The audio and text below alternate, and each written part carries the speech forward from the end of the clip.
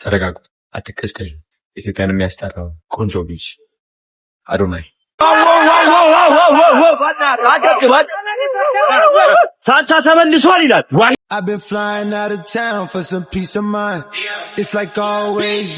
የፕሮቶኮል ጥሰት ወይስ ራስን የመሆን ሐሳብን በነጻነት አኳኋኖችን በነጻነት የመግለጽ መብት? ድርጅቱ እኮ የፈለገው እውነተኛ ኢንፍሉዌንሰር እንጂ ሮቦት አይደለም። ጆን ዳንኤል ጉዳይ ይሄ የቤት ኪራይ ሳይከፍል በጣም አሰቃይቶ ነው የሚያኖረኝ የምትለው ሴትየው እግዚአብሔር በሚያውቀው እኔ ጋር መጣ ነበር። የአርቲስት ሰማይ በለው አሟሟት ምክንያት ምንድነው? በዚህ ሰዓት መረጃ ወጥቷል።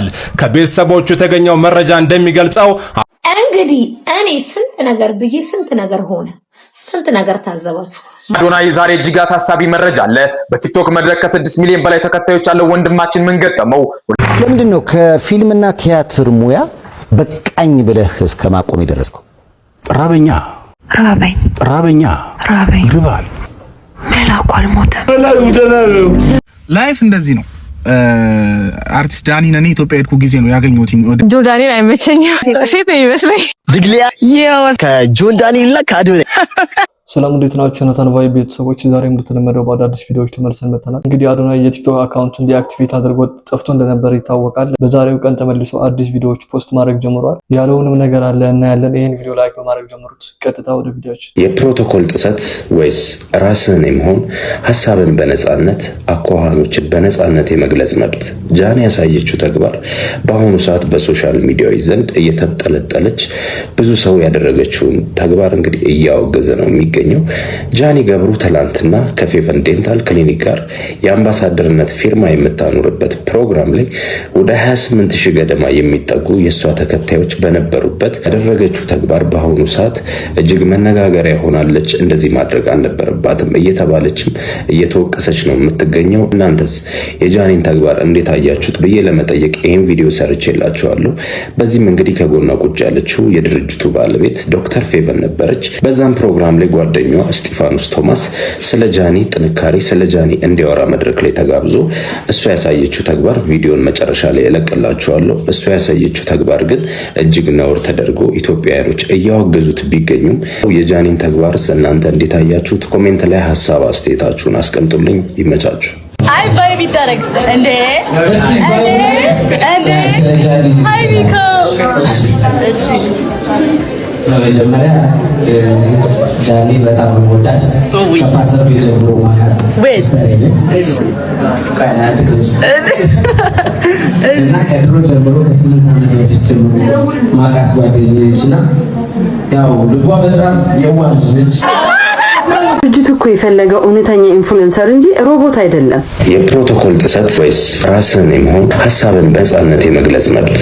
ጃኒ ያሳየችው ተግባር በአሁኑ ሰዓት በሶሻል ሚዲያዎች ዘንድ እየተጠለጠለች እያወገዘ ነው የሚገኘው። ማስመሰል ለአንድ ቀን ያደምቃል፣ እውነተኛ ማንነት ግን ለዘላለም ይበራል አይደለም የሚባለው። ራሷን ሆና ነው የቀረበችው። በጃኒ ሁኔታ የተደሰተ ያለ ሁሉ ተቻችኋትም አላችሁ። ግን ምን ሆናችሁ ነው? በየኢቨንቱ ላይ የውሸት ነገር ስለለመዳችሁ እውነተኛ ማንነቱን ይዞ የሚመጣውን ሰው ግን ቀበል አቃታችሁ አይደል? ምን ሆናችሁ ነው? ጃኒ ገና ልጅ ናት። የራሷን እውነተኛ ማንነቷን ይዛ መገኘቷ እኮ ድክመቷ አይደለም ጥንካሬዋ እንጂ። በራሷ ጥረት ይህንን ትልቅ መድረክ ስታገኝ ተሰማትን ደስታ በቅንነት በግልጽነት መግለጿ ምኑ ላይ ነው ስተቱ?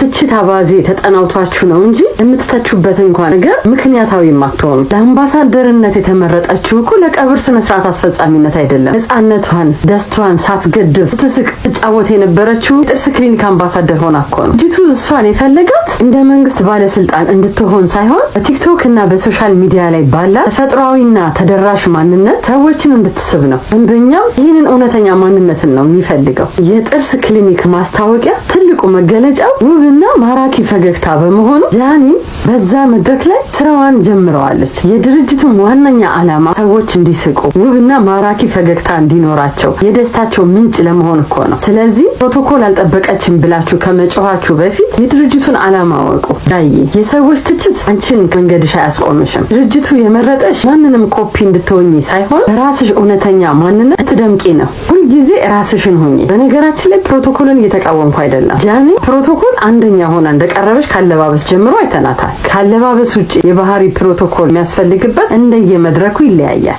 ምሳሌ የመንግስት ዲፕሎማሲ መድረክ ላይ ዴታ መድረኩን በጠበቀ ነው መሆን ያለበት። ቢዝነስ እና የሶሻል ሚዲያ ማስታወቂያዎች ግን ዛን ሰው ባህሪ ነው ተከትሎ መሄድ ያለበት። አንድ ኮሜዲያን የአንድ ድርጅት አምባሳደር ከሆነ ዴታ በስራ ውስጥ ነው ያንን ድርጅት ማስታወቂያ ያለበት። ተውሉ ሁሉ መፈራረም ማለት የስራ ብቻ ሳይሆን የስኬትና የደስታ መድረክ ነው። ስለዚህ ተው በደስታው ቀን ሲደሰትና ሲስቅ ተው አትሳቅ፣ ተው እንደዚህ አትሆን አይባልም። ይህ የሰውየውን መብት መጣስ ነውና ሁላችንም ማስተዋሉን ያድላል። እውነታው ይሄ ነው። እኔም በዚህ ሀሳብ እስማማለሁ። እናንተስ ጋይሶች እስቲ ኮሜንት ላይ አዶናይ ምን ሰራ ለማለት እኛም ማየት በቂ ነው።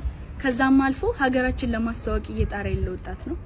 አዶናይ በቅርቡ ይመለሳል። ከበፊቱም በጣም የተሻለ ነገር ይዞልን ይመጣል እና መቼም ተስፋ አይቆርጥም። አዶናይ ይቀጥላል። እንወዳለን። አዶናይ ዛሬ እጅግ አሳሳቢ መረጃ አለ። በቲክቶክ መድረክ ከ6 ሚሊዮን በላይ ተከታዮች ያለው ወንድማችን ምን ገጠመው? ሁልጊዜም እናንተን የሚጠቅሙና የሚያስተምሩ ቪዲዮዎችን ሳቀርብ እንደነበር ይታወቃል። ነገር ግን እኔም ማቆም ያቃታቸው አካላት እጅግ በተቀናጀ መልኩ አካውንቴን ለማዘጋት ቆርጠው ተነስተዋል። ያለምንም ጥፋት ሰው ሳልሰድብ ሕግ ሳልጥስ የሰራኋቸውን ቪዲዮ ሆን ብለው ሪፖርት በማድረግ እንዲወርዱብኝ እያደረጉ ነው። በዚህ የተንኮል ዘመቻ ምክንያት 6 ሚሊዮን ተከታይ ያለው አካውንቴ እንዳይዘጋ ሲል ለጊዜው ዲአክቲቭ ላደርገው ተገድጃለሁ። አሁን ግን ይህንን በደል ዝም ብለን የምንመለከት አይሆንም። ጉዳዩን በቀጥታ ለቲክቶክ ኃላፊዎች ለማሳወቅ አካውንቴ ቬሪፋይ እንዲሆን ጥረት እያደረኩኝ ይገኛለሁ። እውነት ሁልጊዜም ታሸንፋለች። እናንተ ተከታዮችም በዚህ አስቸጋሪ ሰዓት እንድትቆሙና ድምጽ እንድትሆኑኝ ስል ተማጽኗል። ሐሳብ አስተያየት በኮሜንት አጋሩን። ተረጋጉ፣ አትቀጭቀጭ። አንደኛው ኢትዮጵያን የሚያስጠራው ቆንጆ ልጅ አዶናይ ቻው መቼ ሆሎ በጣም ነው ደስ ያለኝ ባይዘው ዛሬና አክብራችሁኝ ስለመጣችሁ በጣም አመሰግናለሁ። ያው ግማሾቻችሁ ወጣችኋል እና እግዚአብሔር ያክብርልኝ። ሁሌም ከጎኔ ስለምትሆኑና ስለምትደግፉኝ በጣም አመሰግናለሁ። በጣም ወዳችኋለሁ። ለእናንተ ትልቅ ክብር አለኝ።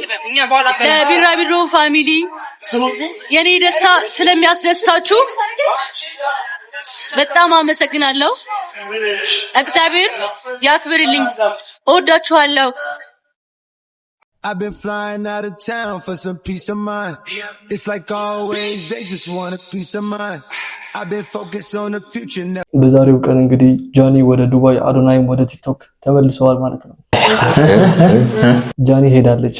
በእውነት የምሬ ነው። you will see አሁንም I will promise you አደርገዋለሁ። ሁለተኛ ጊዜ አስደምማችኋለሁ። 1 ወር ወይ 2 ወር ጠብቁኝ። 1 ወር ወይ 2 ወር አሻራ ሳይደርቅ ሌላ ነገር አወጣለሁ። I am number 1 ማለት ይችላል። በተለይ ኮሚኒኬሽን ድርጅቶች ይችላል ያሉ በጣም ብዙ ድርጅቶች ሁለተኛውን ባሳካ እስቲ ምንድነው ፕሮሚስ የምትገቡት? እስቲ ካይ አሁን ምንድነው ፕሮሚስ የምትገቡት? ባሳካ ሁለተኛው ማለት ነው አስገባኝ። እስቲ ነገሩኝ። ጃ ሁለቱ ናቸው። ኢትዮጵያ ንግስት ብክታይት ማን አስገባ? አንዱ ቁጥር ማስገባው የጃኒ ማናጀር ነው ጋይሶች ለማታውቁት። I'm the member of Birabiro. የሞቱ ምክንያት ምንድነው? በዛሬው ዕለት ህይወቱ እንዳለፈ የተገለጸው የባህል አምባሳደሩ ተወዳጁ አርቲስት ሰማኸኝ በለው ጋር በተያያዘ የሞቱ ምክንያት ምን እንደሆነ ለማጣራት ሙከራ አድርጌ ነበር። ድንገተኛ ህመም ወደ ሆስፒታል ከገባ በኋላ ህይወቱ እንዳለፈ የተገለጸ ሲሆን የአርቲስት ሰማኸኝ በለው አሟሟት ምክንያት ምንድነው? በዚህ ሰዓት መረጃ ወጥቷል። ከቤተሰቦቹ የተገኘው መረጃ እንደሚገልጸው አርቲስቱ ዛሬ ጠዋት አካባቢ ከፍተኛ የህመምና የድካም ስሜት ተሰምቶት ነበር። በዚህ ምክንያት ሁለቱ ልጆቹ በአስቸኳይ በመኪና ወደ ሆስፒታል የወሰዱት ቢሆንም በከፍተኛ ድካም ሳቢያ እዚያው የመኪና ወንበር ላይ ዘንበል ብሎ እንደነበረም ታውቋል። ቤተሰቦቹ በፍጥነት ሆስፒታል ካደረሱት በኋላ በህክምና ባለሙያዎች ከፍተኛ ርብርብና አፋጣኝ የህክምና እርዳታ ቢደረግለትም በሚያናድድ ሁኔታ ከጥቂት ደቂቃዎች በኋላ ህይወቱ ሊያልፍ መቻሉም ተረጋግጧል። የአርቲስት ሰማኸኝ በለው የቀብር ስነ ስርዓት ነገ እንደሚፈጸም ከቅርብ ወዳጅ ዘመዶቹ የተገኘው መረጃ ያመላክታል። በድጋሚ ነፍስ ይማር። እቺ ልጅ ደግሞ ቲክቶክ ላይ በጣም ትታወቃለች ጋይሶች እና እናንተም ልታውቋት ትችላላችሁ። አርቲስት ሰማኸኝ በለው ከመሞቱ በፊት ነው ይሄን ቪዲዮ የሰራችው። እንግዲህ ጋይሶች በ3 ወር ውስጥ አንድ ትልቅ አርቲስት ይሞታል ብላ ተናግራ ነበር። በጣም መነጋገሪያ የሆነ ቪዲዮ ነው። እንየው። እንግዲህ እኔ ስንት ነገር ብዬ ስንት ነገር ሆነ፣ ስንት ነገር ታዘባችሁ። ማመን ያለ ማመን የራሳችሁ ጉዳይ ነው። ያመነ ይከተላል፣ ያላመነ ያው ቪዲዮውን እያየሽ ተቆለጨለጫለሽ። ቪዲዮውን እዩ። እኔ ያልኳት ጠባትልም ስላትዛ ምክንያት ነው።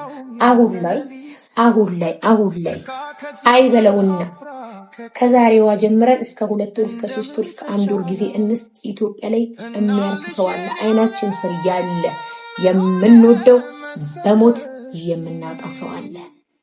በጸሎታችን እናስበው። እንግዲህ ማን ነው ምንድነው አላውቅም። ከማንበብ ይሄ ነገር እንዴት ታይታላችሁ ጋይሶች? አጋጣሚ ነው ወይስ ልጅቷ ታውቅ ነበር?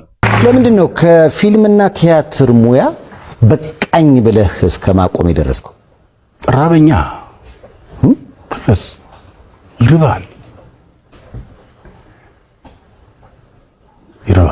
ችግር ነው ማለት ነው። ሲራ እንትን አይልም። አንተ እንደምትኖረው እንደምታውቀው አንተ የምትኖረውና እዚህ ጋር የሚከፈለው የኛ ስራ አንድ ጊዜ የሆነ ሰዓት ላይ ይመጣና ከዛ የሆነ ወራቶች ይጠፋል። እየላስከው አታስቀምጠውም ብሩን እንጂ ከስር ማውጣት አለ። ይወጣል። ካልተተካ ባዶውን ነው የምትቀረው። ቢቀርስ ልሄድ ነበር ወደ ሀገሬ ወደ ጅማ። አቃተኝ። በቃ መሄድ አለብኝ። ከዚህ በላይ መታገስ የለብኝም ብዬ ለማዘር ደውዬ በጣም ነው የሚያሳዝነው ጋይሶች። እና እንደምናውቀው በጣም ብቃት ያለው አርቲስት ነው። ነገር ግን በዚህ ደረጃ ሚዲያ ላይ ወጥቶ ራበኝ ሲል ስለራበኝ ነው ፊልም ያቆምኩት ሲል በጣም ነው የሚያሳዝነው። በጣም ማለት ነው። እንግዲህ ብቃቱ ከአንድም ሁለቴ ብዙ ጊዜ አሳይቶናል ማለት ነው። አሁን በቅርቡ በተሰራው ልጄስ ተከታታይ ድራማም እናውቀዋለን ብቃቱን ማለት ነውና እና እንደዚህ አይነት ትላልቅ አርቲስቶች ሚዲያ ላይ ወጥተው ተቸገርን ሲሉ በጣም ነው የሚያሳዝነው። ላይፍ እንደዚህ ነው። አርቲስት ዳኒ ነኔ ኢትዮጵያ ሄድኩ ጊዜ ነው ያገኘሁት። ወደ ብሔራዊ ቲያትር ጎን ካፌ አለች አይደል? የሆነች ካፌ ነበር፣ ሽድሮ ካፌ ናት። እና እዛ ተቀምጬ ነው እዛ ነው ያገኘሁትና በጣም የምወደውና የማደንቀው አርቲስት ነው። በቃ የሆነ ለቲያትር የተሰራ ሰው ነው፣ ለፊልም የተሰራ ሰው ነው። ፊልሙንም አይተናል፣ ከዚህ በፊት ተከታታይ ፊልም ላይም አይተነዋልና በዚህ ህይወት ውስጥ እውነት ለመናገር የሚያልፍ ሰው አልመሰለንም ብዙዎቻችን። ግን በጣም ነው ያዘንኩትን፣ እግዚአብሔር ምስክሬ ነው። እና ብዙ ሰዎች አላችሁ ቲክቶክ ላይ በጣም ምርጥ ልጆች አላችሁ፣ ፊልም የምታደንቁ ሰዎች አላችሁ አይደል? በቃ ይሄንን ሰው የሆነ ቦታ ጥሩትና እና የሚወዱት ሰው እንዲያገኝ አድርጉ። ሴፉ እግዚአብሔር ይስጠው እዛ ቦታ ላይ ዞት መጥቷል። ተቀበሉና ደግሞ የሆነ ቦታ ቲክቶክ ላይ ጥሩትና የሚያደንቁ ሰዎች አሉ በሉትና ጥሩትና ጥሩን ፕሊዝ። ይሄንን ብታደርጉ ደስ ይለኛል። ራበኛ ይርባል። መላኩ አልሞተም። እናቴ ጋር ልመለስ ነበር። ለማዘር ደውዬ ልመጣ ነው ልበላት እያልኩ እያሰብኩ በቃ አልቻልኩም። አቃተኝ። በቃ ብዙዎቻችን ያለቀስንበት ይሄ ጀግና ሰው ማናችንም ሰው ፊት ቆመን መጥራት የምንፈራውን ቃል አውጥቶ ራበኝ ሲል መስማት በእውነት በጣም ያሳዝናል። የማስታወቂያ ድርጅቶች ለምንድን ነው በራችሁን ለነዚህ አርቲስቶች ማትከፍቱት? ለምን ማቅበል መስኪቴ ነው አንተንም አይመልስ ራበኛ ነፉኝ ብኖ አቃተኝ። በቃ መሄድ አለብኝ። ማሬንጎ ይርባል። ችግር ነው ማለት ነው። ጆን ዳንኤል ጉዳይ ይሄ የቤት ኪራይ ሳይከፍል በጣም አሰቃይቶ ነው የሚያኖረኝ የምትለው ሴትየው እግዚአብሔር በሚያውቀው እኔ ጋር መጣ ነበር። የጆን ዳንኤል እኔ ጋር መረጃ ተልኮልኝ አይ ዮኒ ማኛ በየፈረደበት ዮኒ ማኛ ጆን ዳንኤልን ስለሚጠላው እሱን አድኖ እንዲያረጋል ተብሎ ስሜ ይጠፋል በሚለው ዝም አልኩ። ተሙሻ እንዴት ነህ? እና ዝም አልኩኝ። ግን ይሄ ጉዳይ እኔ ጋር መጥቶ ነበር። ይሄ መረጃ ለኔ ልከውልኛል። ጠይቋቸው ሰዎቹን ለኔ ልከውልኝ ነበር። ግን እኔ ባላየ ያለፍኩት እና ቤት የተከራየውን ነገር ምናምን ነገር በጣም ብዙ ነገሮች ተብሎ ሰምቻለሁ።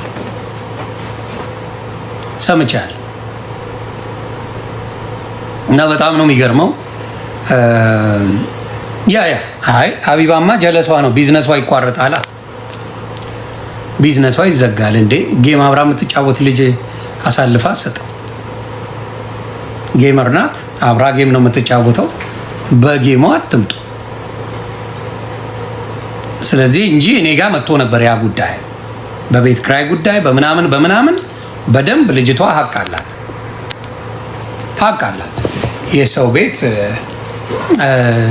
አከራያለሁ ካልተመቸኝ ያባራለሁ ይሄ ነው ያለው ጉዳይ በኢትዮጵያ ግን አልወጣም ምንም አታመጭም በሚል ለዘመናት ያ ነገር እንደነበረ እኔ ጋር ይሄ መረጃ ደርሶ ነበር የሚገርም ነው ብቻ ኤኒዌይስ ለማንኛው ብዙ ማናየው ነገር የለም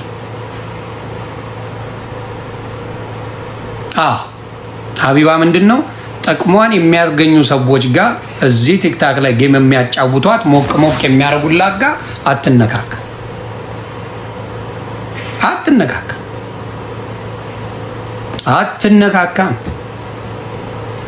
ስለዚህ ያ ነገር አይቼዋል እንደሌላው እኩል ስታስጮ እንዴት እንዲያረጋሉ ያለች ስታስጮ የምትውል ሰው የራሷ ጀለሶች ሲሆኑ ቆይ እስቲ ልስማ በደንብ እንዲላርግ እስቲ ብላ ጨውቴውን ታረጋለች እና እሱ ነገር ይገርመኛል ኤኒዌይስ አብረን የምናየው ነው ወደፊት አብረን እውነታው ሲወጣ የምናየው ነው የሚሸፋፈን ነገር የለም ተበዳይ ካለ ተበድሏል አለቀ እኔ አምጥቼ ጉዱ እንዳላዘርግፈው የተሸፋፈነውን ነገር በግልጽ እንዲወጣ የት ቦታ ቤቱ ምን ቦታ እንደሆነ አውጥቼ እንዳልዘረግፈው ዘርግፌው ፊት ለፊት ያለውን ጉድ ምን እንደሆነ ከነ ማስረጃው ዱብ አደርገዋለሁ እስኪ ጀመር ነበር የምፈልገው የቤት ባለቤቷን አመጣታለሁ ነው ፔጅ አመጣታለሁ ያ ከቻ አረጋታለሁ ነው ፔጅ እና ጉዳዩን በደንብ አድርጌ ምንድነው የሆነው ምንድነው የተደረገው ከነ ማስረጃ ይወጣል ከዛ በኋላ የሚሆነውን ህዝብ ይፈርዳል ሳንሳ ተመልሷል ይላል ዋሊራ ዋንታና ሜራ ምን ማለት ነው ጭብጨባ አይጥለኝም ማለት ማርማን ፈናል ተመልሰናል ያረጋል ዚለያ እንግዲህ ጋይሶች የአዶናይ ቲክቶክ አካውንት ማለት ነው እንደምታዩት ፕሮፋይል ፒክቸሩን ቀይሮታል ማለት ነው ኔክሶ ነው የሚለው ስቶሪውን ገብተን ስናይ ደግሞ ኔክሶ ባይ አዶናይ ካሚንግ ሱን የሚል ስቶሪ ነው ፖስት ያደረገውና ምንድነው የሚለውን አብረን ሆነን የምናየው ይሆናል የዛሬ ቪዲዮአችን ይሄ መስል ነበር በቀጣይ ቪዲዮ እስከምንገናኝ ቸር ሰንብቱ